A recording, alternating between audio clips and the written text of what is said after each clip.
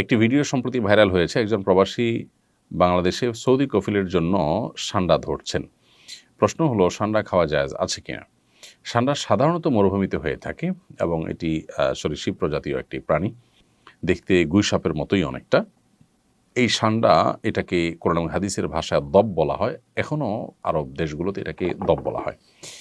এই সান্ডা খাওয়ার ব্যাপারে ৩ ধরনের হাদিস পাওয়া যায়। ৩ ধরনের হাদিসই আসলে বিশুদ্ধ। একটা হাদিসে নিষেধাজ্ঞা প্রমাণিত হয়, আরেক হাদিসে রান্না করার পরে ফেলে দেওয়ার কথা প্রমাণিত আছে। আবার কোনো হাদিসে নবীজির সামনে সাহাবায়ে কেরামের খাওয়ার কথা বর্ণিত হয়েছে। তো এ সম্পর্কে নিষেধাজ্ঞার হাদিসটি বর্ণিত হয়েছে আবু দাউদে, যিনি বর্ণনা করেছেন আব্দুর রহমান ইবনে শিবিল রাহিমাহুল্লাহ। যে হাদিসটিকে ইবনে হাজার আসকালানি রাহিমাহুল্লাহ হাসান বলেছেন। সেই হাদিসটির ভাষ্য হলো যে, নাহান নবী সাল্লাল্লাহু আলাইহি ওয়াসাল্লাম আন আকলি লাহমিদ দব। নবী সাল্লাল্লাহু আলাইহি ওয়াসাল্লাম দব বা সান্ডার গোশত খেতে নিষেধ করেছেন। এটা পরিষ্কার নিষেধাজ্ঞা।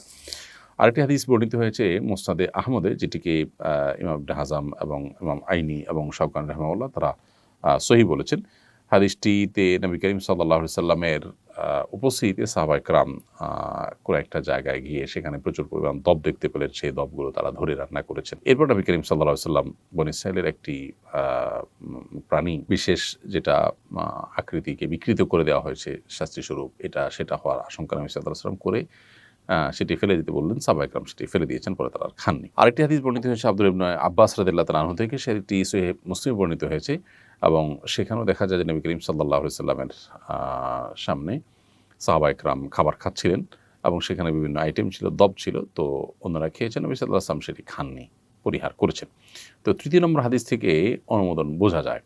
এসব হাদিসগুলোই বিশুদ্ধ এবং এসব হাদিসগুলোকে সামনে রেখে পৃথিবীর সংখ্যাগরিষ্ঠ ওলামায়ে কেরাম বা বেশিরভাগ ইমামগণই দব খাওয়াকে জায়েজ বলেছেন। আর হানাফি মাযহাবের ওলামায়ে কেরাম এটিকে মাকরুহ বলেছেন, অপছন্দনীয় বলেছেন। মাকরুহ বলার ক্ষেত্রে আবার অনেক ওলামায়ে কেরাম মাকরুহ তাহরিমি বলেছেন, কেউ তানজিহ বলেছেন হানাফি ওলামাদের মধ্য থেকে।